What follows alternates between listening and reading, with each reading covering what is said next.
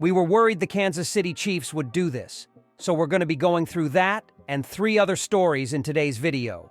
So make sure to like this video, and if you want more Kansas City Chiefs news content like this, make sure to subscribe to the channel by hitting that red button down below. The first story is Kansas City Chiefs now have big problems with NFL officials.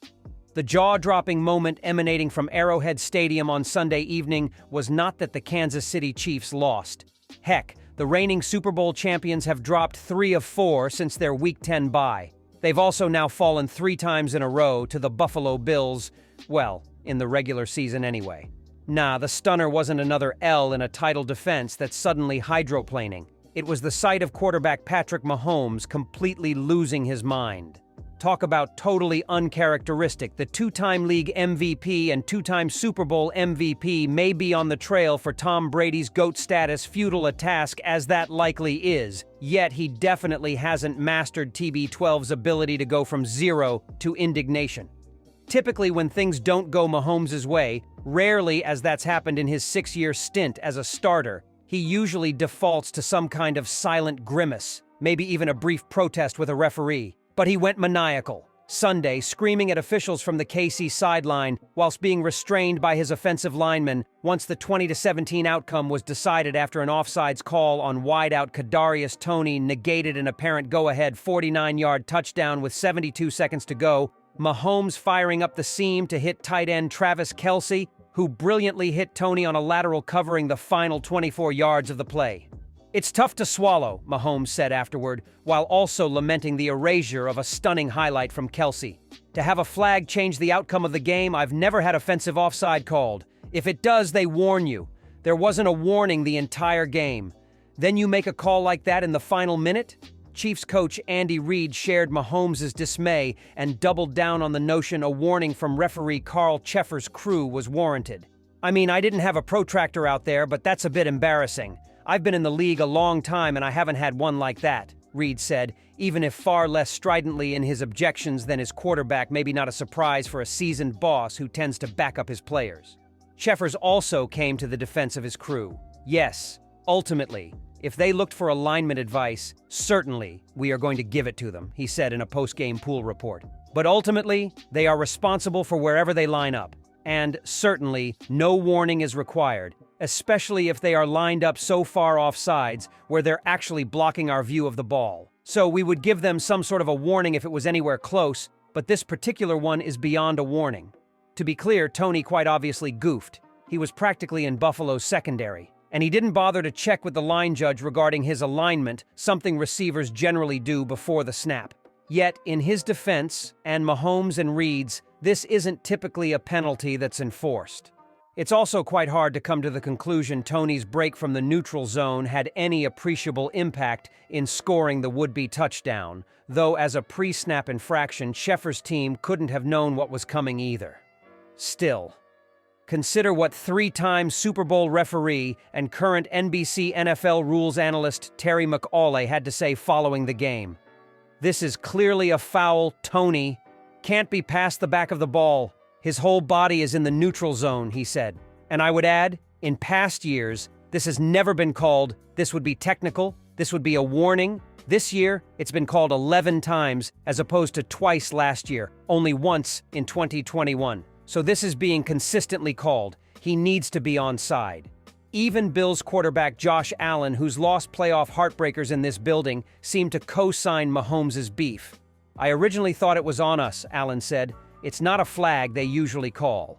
Said another way, it's a recent point of emphasis the Chiefs may not have sufficiently encountered or added to their offensive protocols.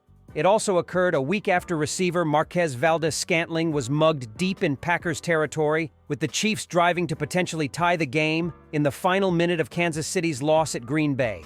No flag for MVS. Mahomes effectively bit his tongue on that one, but it's also fairly understandable that his stack blew Sunday as his squad fell 2 games back in the overall AFC standings behind the Baltimore Ravens and, potentially, the Miami Dolphins after Monday night and faces the prospect of going on the road for a playoff game for the first time since he became QB1 in 2018. The second story is Kansas City Chiefs have bigger problems down the stretch this season. No matter the result, there is always something to learn from a week of Kansas City Chiefs football. Similar to outcomes of past games, Week 14 showed the world that Andy Reid's team is growing quite consistent in how it operates. It further confirmed what we already knew. Unfortunately for Kansas City, that brand of play indicates that while the team is capable of hanging with some of the NFL's most talented opponents, it also has enough flaws to come up just short.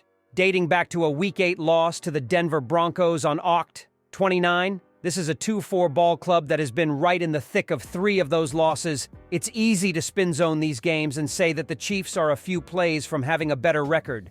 But when a Reid and Patrick Mahomes-led team, with a still great Travis Kelce also in the fold, lacks final counterpunches and a clutch gene, it's a shame. That team can only live on the historical advantage of having multiple Hall of Fame talents for so long. At a certain point, a team is what it is. 2 weeks before Christmas, this year's Chiefs team isn't a chameleon or a starfish. It can't adapt to its environment easily, and it rarely grows appendages back after shooting them off. In-game responses against the Las Vegas Raiders, Green Bay Packers, and the Buffalo Bills on Sunday show that there's at least some level of fire. Sure. With that said, the margin for error remains incredibly slim, and the probability of those comebacks being completed is lower now than it has been since 2018 when Mahomes took over at quarterback. In Kansas City's losses, and in some of its wins, what have the backbreakers been? A combination of penalties, turnovers, drops, and/or a lack of attention to detail en routes at wide receiver. Early in the season, those mistakes were excusable. During a 6-game winning streak after a Week 1 loss, they were overlooked. Time was still on the Chiefs' side, and they were still winning games despite sometimes trying their best to make things interesting.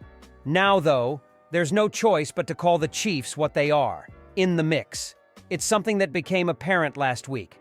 Those backbreakers are the same as they were in September. Perhaps the worst part for the Chiefs is that their last 4 games at the New England Patriots, home against the Las Vegas Raiders and Cincinnati Bengals, on the road versus the Los Angeles Chargers, don't provide true and thorough opportunities to show change. 3 of those franchises have losing records, and the only winning one is a team operating with a backup quarterback. Kansas City is objectively better than all of them, even amid this stretch. So why would simply doing what they're supposed to do change anyone's mind as the playoffs approach? Then again, simply doing what they're supposed to do would eliminate a good chunk of the Chiefs' problems. Again, regardless of the final score, there is something to be taken away from each game.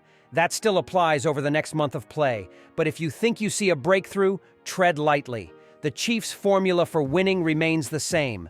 Limit self-inflicted mistakes, scrape by on offense, and rely on a great defense to get the job done. Teams have won big with those processes before, although it amplifies the magnitude of each mistake committed.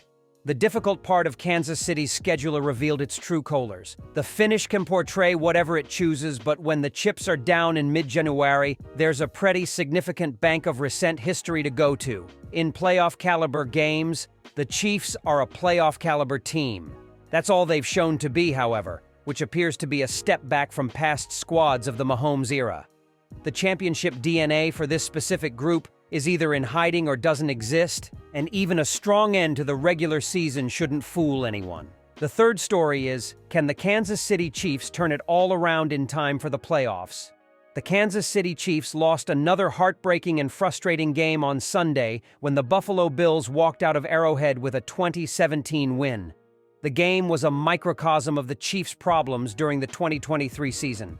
There were times when they looked completely lost, and there were times when Patrick Mahomes made you believe this team was still a Super Bowl contender, but ultimately their mistakes were too great to overcome. That's not to say that the Chiefs are a bad football team. It's easy to overreact after a tough loss, but the Chiefs are still clearly one of the top 8 teams in the NFL, and that makes them a legit playoff team with a chance to win a Super Bowl.